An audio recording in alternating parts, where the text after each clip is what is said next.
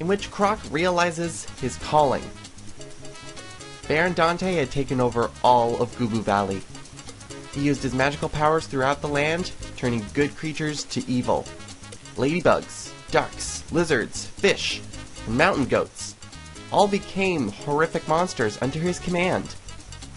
Baron Dante stashed Gubus under Dantini guard throughout his new kingdom, so that if he needed someone to taunt or even bring to tears, a cute little Gubu would always be nearby. The Gubus, meantime, being a highly social group, were distraught at being separated from each other. Baron Dante kept King Rufus as a personal pet, locked in a cage in the back of his castle. Rufus was taunted day and night by Dantinis. He consoled himself in his dreadful hours that at least Croc was out of the Baron's reach. Welcome back to Let's Play Croc, Legend of the Gubus. Continuing on in the desert world, we're on to the first boss, the deadly tank of Neptuna.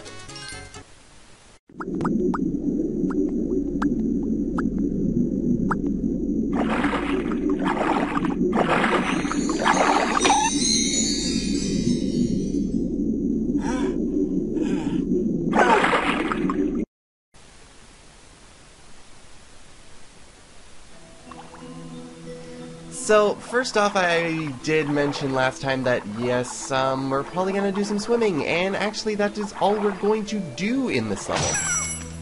Which, first impressions, kind of bad, but as we see giant red fish here, I don't think the fish actually does anything, so... Or, then again, I don't really want to find out. But yes, first impression of this level is that swimming... not really good. However, into greater detail, the level's actually not that bad. It actually has a special feel because this is the only level in the game which actually has full swimming throughout the entire thing, which means that we can show off every single enemy that is indigenous to water. Like these guys.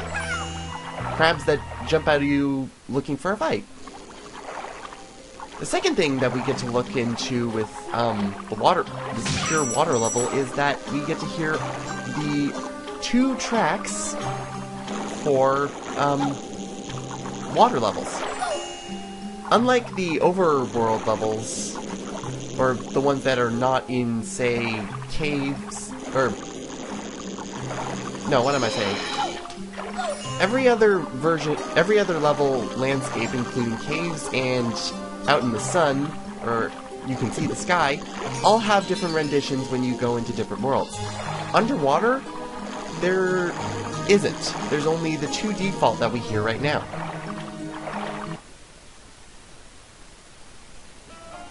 So I think overall in the details it's actually very interesting. However, time to take on Neptuna.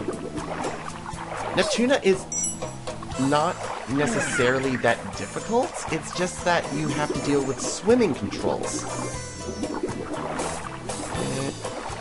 But yeah, not really that hard. All it does is a tail swipe, then the trident, and then the third one, make sure to go down under Neptuna, because as you can see, you can fight in 360, however, Neptuna cannot.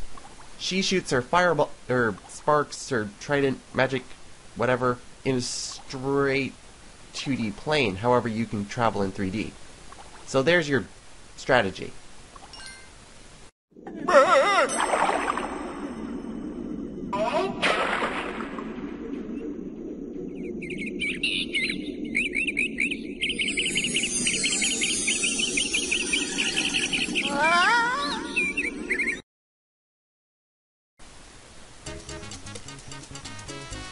And with that, Beanie has a snorkel, apparently. I don't know, I thought it was kind of cute. But yeah, that's it for Neptuna's level. It can be very short, but very special. And this is kind of one thing that I didn't really show off in any of it. I really like kind of the transport, if you want to do a specific level, because you get to see like a panoramic view of the entire island you're on. It's It's really cool. But anyway, time for the next secret level, Arabian Heights.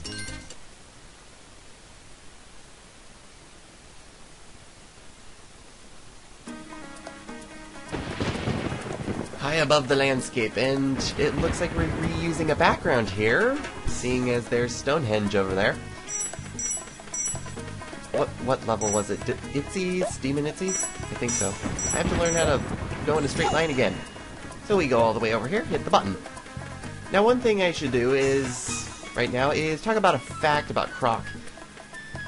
The fact about Croc I want to talk about is how, in terms of his animations and motions, in terms of how he is walking or what have you, Croc has a strange affinity of putting his left foot in front of the first.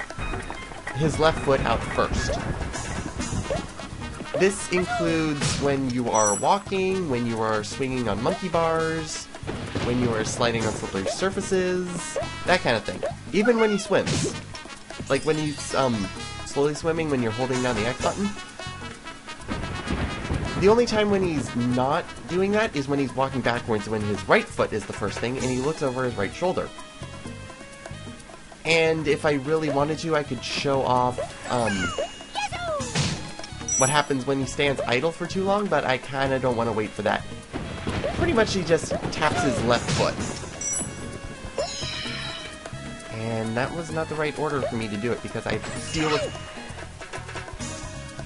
I had a feeling that was going to happen, even though it's a bit of a messed up thing to look at. Yep. They like devil guys up here. No fun.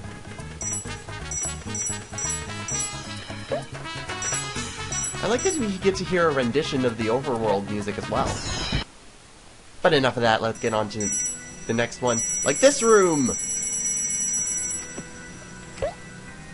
Room over. No, seriously, that was the room. I don't know, it's kind of fun in my opinion. Up. I kind of don't want to deal with the devil guys when they're on the center platform right there, because there's a good chance that you can fall into the pit over there, and you don't want to do that. It's best if you play it safe and just dodge. However, dodging fireballs is kind of not really handy. These guys suck too, because you have to jump and they just kind of, yeah, like that. Like he could see me before I could see him, pretty much. Now, upcoming here is one of the worst jumps I've ever encountered in this game. Good, and I made it.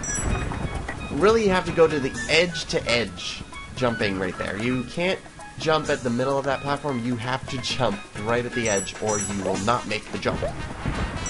Now it's time for running. Luckily, it's not a lot of running. We'll see more of that later. Alright, time for this challenge. Very easy. It's actually an easier one if you just get rid of the guy on the platform, because then you can just quickly go over to puzzle piece number 5.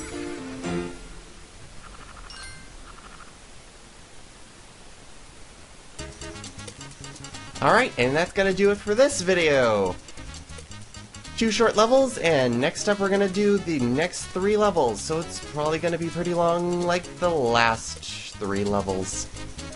With next up we have Sand and Freedom, but that's gonna be for next time. See you next time, everyone!